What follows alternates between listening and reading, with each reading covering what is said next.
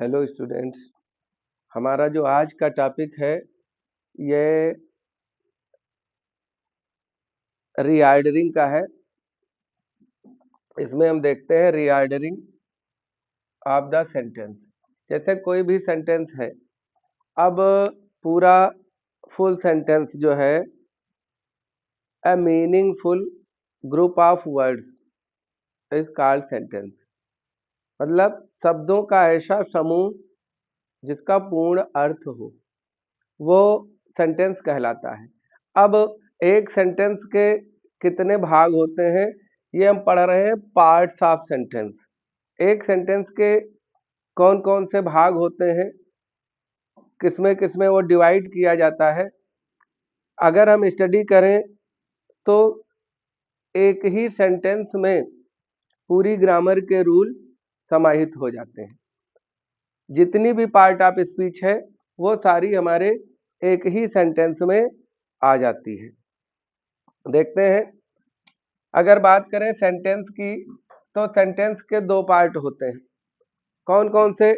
एक होता है सब्जेक्ट, ये है कर्ता, और दूसरा पार्ट होता है प्रेडिकेट, ये है विधेय। अब अगर बात करें सब्जेक्ट होता क्या है, तो वाक्य में जिस किसी के विषय में कुछ बताया जाता है वो सब्जेक्ट होता है। और वाक्य से सब्जेक्ट को पता करना है तो हम सीधे सीधे कौन करके प्रश्न करते हैं। जैसे एग्जाम्पल है, मोहन किताब पढ़ रहा है। अब अगर हमको ऑब्जेक्ट पता करना है तो कौन किताब पढ़ रहा है, तो आंसर में हमको सब्जेक्ट आंसर में हमको सब्जेक्ट पता चल जाएगा। और जो हमारा सब्जेक्ट है वो क्या कर रहा है, सब्जेक्ट के विषय में जो कुछ भी बताया जा रहा है वो सारा प्रेडिकेट में आ जाता है। अब हम सब्जेक्ट के पार्ट देखते हैं, सब्जेक्ट के कितने पार्ट होते हैं। तो सबसे पहले तो सब्जेक्ट अगर सिंगल है तो सब्जेक्ट ही होगा। अगर डबल वर्ड दे रखे हैं तो सब्जेक्ट में क्वालिफायर और हेड वर्ड। हेड वर्ड में नाउन। सब्जेक्ट के दो पार्ट हो जाते हैं, एक क्वालिफायर और एक हेड वर्ड। और इसके भी पार्ट हो जाते हैं, क्वालिफायर में determiner, adjective, head word, adjectival phrase या एडवर्बियल फ्रेज। अब इसमें सिंपल सा कोई सेंटेंस है और उससे पहले कोई आर्टिकल लगा हुआ है तो वो क्वालिफायर में आ जाता है। और अगर सब्जेक्ट के पार्ट बढ़ जाते हैं तो फिर डिटरमाइनर, फिर एडजेक्टिव, फिर हेड वर्ड और फिर उसके बाद एडजेक्टिवल फ्रेज आ जाता है। हमारे सब्जेक्ट के ये इतने पार्ट जो हैं ये सब्जेक्ट के पार्ट हो जाते हैं। अब देखते हैं प्रेडिकेट। प्रेडिकेट में क्या क्या आएगा? प्रेडिकेट में आएगा वर्ब, ऑब्जेक्ट और कंप्लीमेंट। प्रेडिकेट के तीन पार्ट होते हैं, वर्ब, ऑब्जेक्ट और कंप्लीमेंट। अब अगर हम वर्ब की बात करें तो वैसे बहुत सारी वर्ब्स हमने पढ़ी हैं। Types of verb, classification of verb में हमने फाइनाइट, नॉन फाइनाइट, फिर part of finite verbs, non finite verbs, बहुत सारे पार्ट पढ़े हैं। लेकिन यहाँ पर सेंटेंस में हेल्पिंग वर्ब या मेन वर्ब, और अगर हेल्पिंग वर्ब मेन वर्ब नहीं है तो लिंकिंग वर्ब भी आ जाती है। अब बात करेंगे हम ऑब्जेक्ट की, तो ऑब्जेक्ट में दो तरह के ऑब्जेक्ट आएंगे, एक इनडायरेक्ट ऑब्जेक्ट और एक आता है डायरेक्ट ऑब्जेक्ट। अब अगर हमको सब्जेक्ट पता चल गया है, सब्जेक्ट पता करने के लिए हम कौन करके क्वेश्चन करते हैं, और ऑब्जेक्ट पता करने के लिए क्या या किसे करके प्रश्न करते हैं। अब उसमें एक है इनडायरेक्ट ऑब्जेक्ट और एक है डायरेक्ट ऑब्जेक्ट। अगर हम क्या करके प्रश्न करते हैं तो डायरेक्ट ऑब्जेक्ट आता है, अगर हम किसे करके प्रश्न करते हैं तो फिर इनडायरेक्ट ऑब्जेक्ट आता है। अब इसके बाद आता है कंप्लीमेंट। अगर लिंकिंग वर्ब लगी है तो फिर कंप्लीमेंट बाद में आएगा। कंप्लीमेंट तीन प्रकार के होंगे, नाउन कंप्लीमेंट हो सकता है, एडजेक्टिव कंप्लीमेंट हो सकता है और एडवर्ब कंप्लीमेंट हो सकता है। अब आप लोग ये जो ग्राफ हमने बनाया इस पे ये इसको आप कंप्लीट करो, बना लो, और इसके आगे हम पढ़ेंगे सब्जेक्ट और part of subject with definition and example. ये नोट कर लो।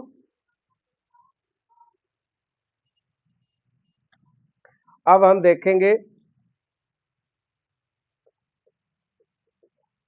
सब्जेक्ट क्या है। तो इसकी डेफिनेशन देखते हैं। वाक्य में जिसके विषय में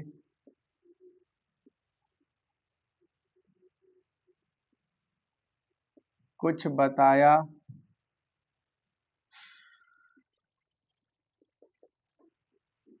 जाता है, वाक्य में जिसके विषय में कुछ बताया जाता है वह सब्जेक्ट कहलाता है।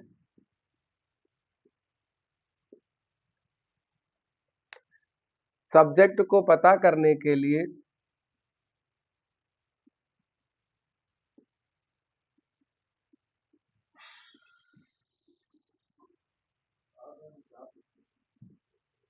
सब्जेक्ट को पता करने के लिए हम वर्ब के साथ हु, कौन करके प्रश्न करते हैं।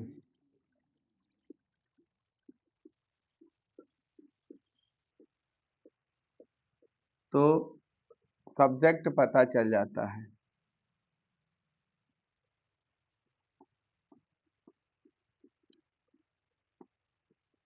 एग्जाम्पल देखें, जैसे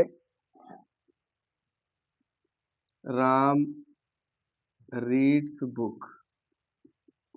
अब अगर बात करें एग्जाम्पल में, राम रीड्स बुक, राम किताब पढ़ता है, तो सबसे पहले तो हम देख लें कि वाक्य में किसके विषय में बताया जा रहा है। तो वाक्य में राम के विषय में बताया जा रहा है, तो सिंपल सा है कि राम किताब पढ़ता। तो सब्जेक्ट कौन है, कर्ता क्या है, काम करने वाला कौन है, राम। और अगर इससे कंफर्म नहीं हो रहा है तो हम सीधे क्वेश्चन करेंगे हु से, कौन से। अगर क्वेश्चन करो कौन किताब पढ़ता है, क्वेश्चन करो कौन किताब पढ़ता है, तो आंसर क्या निकलेगा, राम। राम किताब पढ़ता, तो यानी सब्जेक्ट हमारा क्या हो गया, राम। इसी तरह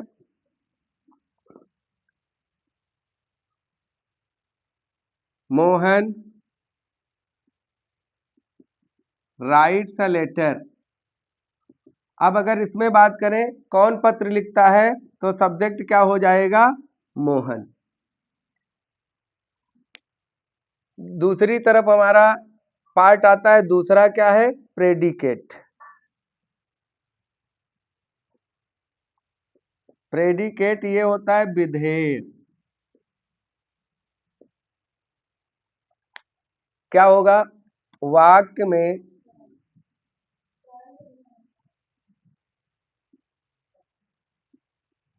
सब्जेक्ट के विषय में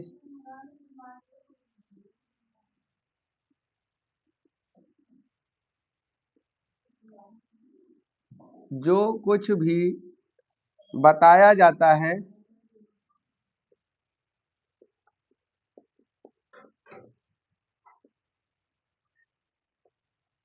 वाक्य में सब्जेक्ट के विषय में जो कुछ भी बताया जाता है वह प्रेडिकेट कहलाता है। अब इसमें एग्जाम्पल देखें, यही लिखा है Ram reads book, Ram reads book. तो इसमें हमको सब्जेक्ट पहले से ही पता है, राम है। अब राम के विषय में क्या बताया जा रहा है कि राम किताब पढ़ता है, तो जो शेष पार्ट बचता है वो क्या हो जाएगा, ये हो जाएगा प्रेडिकेट। इसी तरह दूसरे सेंटेंस में मोहन राइट्स अ लेटर,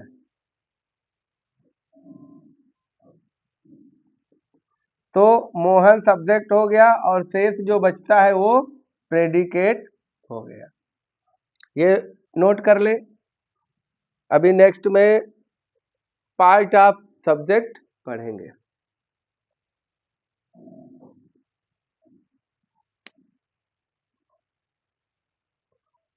अब आगे देखते हैं पार्ट्स ऑफ सब्जेक्ट। सब्जेक्ट के कितने पार्ट हो सकते हैं? तो सिंपल सी पहले हम एक थ्योरी टाइप लिख रहे हैं और उसका एक एक एग्जांपल दे रहे हैं, फिर उसके बाद आगे बनाते हैं। जैसे पहला, यदि सब्जेक्ट एक शब्द का है तो सब्जेक्ट और प्रेडिकेट। एग्जांपल देखें, जैसे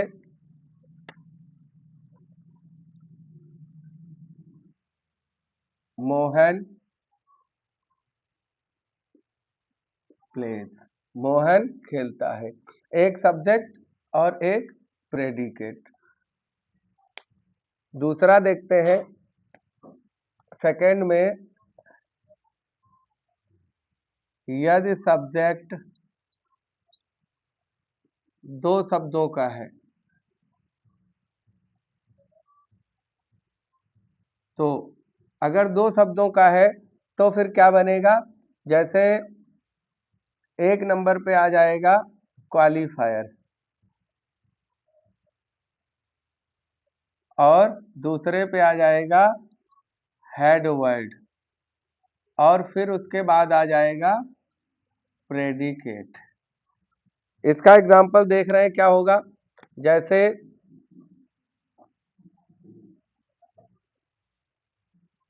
ए मैन,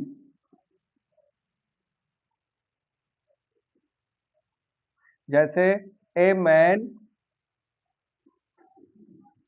रन, एक आदमी दौड़ता है। अब अगर दो शब्द आ रहे हैं तो एक क्वालिफायर हो जाएगा और दूसरा हेड वर्ड हो जाएगा। यहाँ पर सब्जेक्ट हमारा दो शब्दों का हो गया, एक क्वालिफायर एक हेड वर्ड। बाकी जो शेष आता है वो किस में आ जाएगा? वो आ जाएगा प्रेडिकेट में। अब थर्ड नंबर पे क्या आएगा? यदि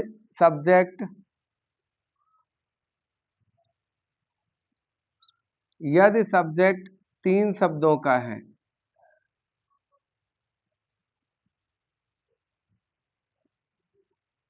अगर सब्जेक्ट तीन शब्दों का है तो क्या आएगा? तो फिर उसमें क्वालिफायर के पार्ट हो जाएंगे। तो एक नंबर पे आएगा डिटरमाइनर, दूसरे पे जो हमारा क्वालिफायर है यही बन जाएगा एडजेक्टिव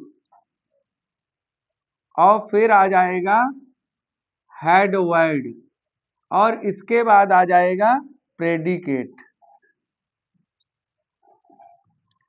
इसके एग्जाम्पल देखते हैं। जैसे अब हमको क्या करना है? ऐसा सब्जेक्ट हो जिसके तीन वर्ड हो। जैसे इसमें ए मैन रन्स है तो इसमें क्या हो जाएगा? ए फैट मैन रन्स। क्या हो जाएगा? यदि सब्जेक्ट हमारा तीन शब्दों का है तो अब हमारा ये पोर्शन यहाँ से इधर का सब्जेक्ट हो गया। तो जो पहला आ जाएगा वो होगा डिटरमाइनर, जो हमारा दूसरा वर्ड आएगा वो हो जाएगा, क्या हो जाएगा? एडजेक्टिव। तीसरा क्या हो जाएगा? हेड वर्ड और चौथा इधर प्रेडिकेट में चला जाएगा। इसमें एक और एग्जांपल लिख लेते हैं, a black bird, a black bird flew away. ठीक, तो a determiner, black adjective, bird headword और फ्लू अवे वर्ब आगे प्रेडिकेट में आ जाएगा। फिर इसके बाद आता है फोर्थ, चौथे पे क्या होगा? यदि सब्जेक्ट चार और या उससे अधिक शब्दों का है। देखो, यदि सब्जेक्ट चार या अधिक शब्दों का है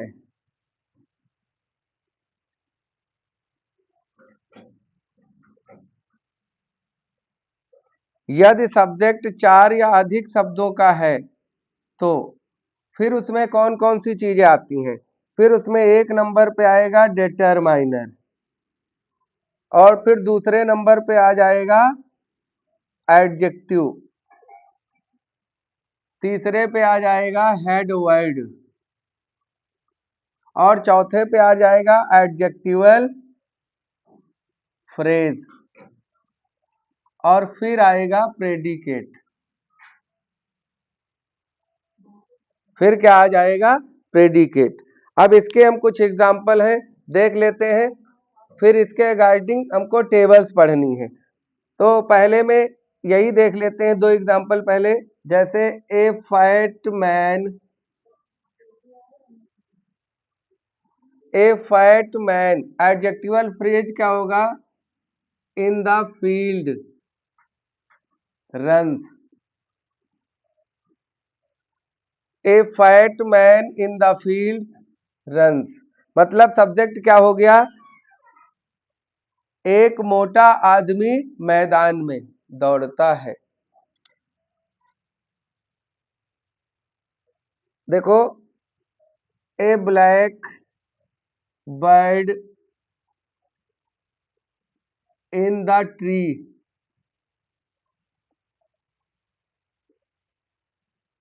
a black bird in the tree, ये क्या हो जाएगा? Flew away. जैसे a tall man, a tall man in the room,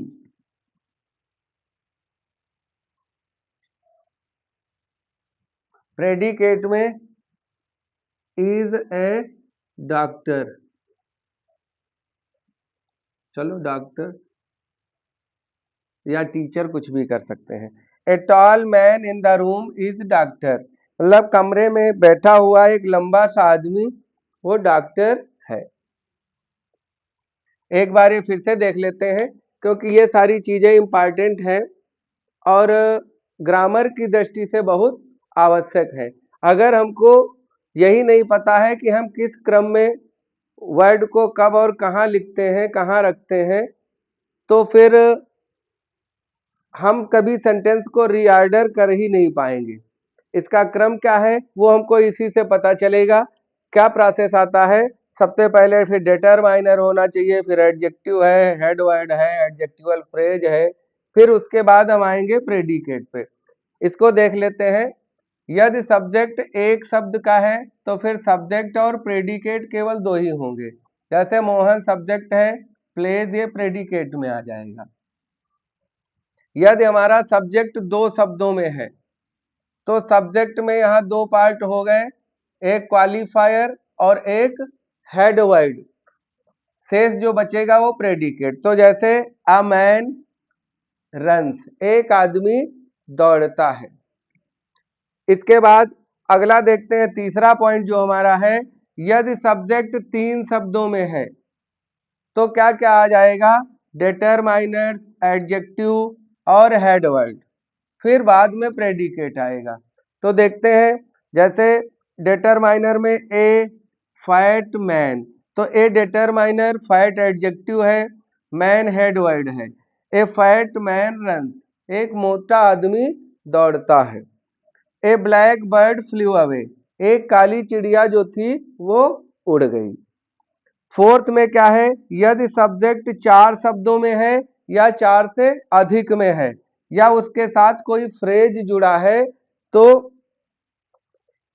क्या होगा? पहला हो जाएगा डिटरमाइनर, फिर एडजेक्टिव, फिर हेड वर्ड, फिर एडजेक्टिवल फ्रेज या एडवर्बियल फ्रेज भी हम कह सकते हैं।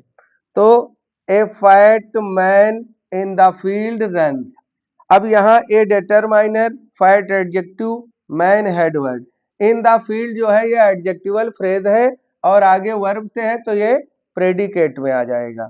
अब यहाँ हमारा ये पोर्शन प्रेडिकेट का है और इधर का पोर्शन जो भी है वो सब्जेक्ट का है। दूसरा है a black bird in the tree flew away. तीसरा है a tall man in the room is a doctor. आप लोग ये नोट कर लें।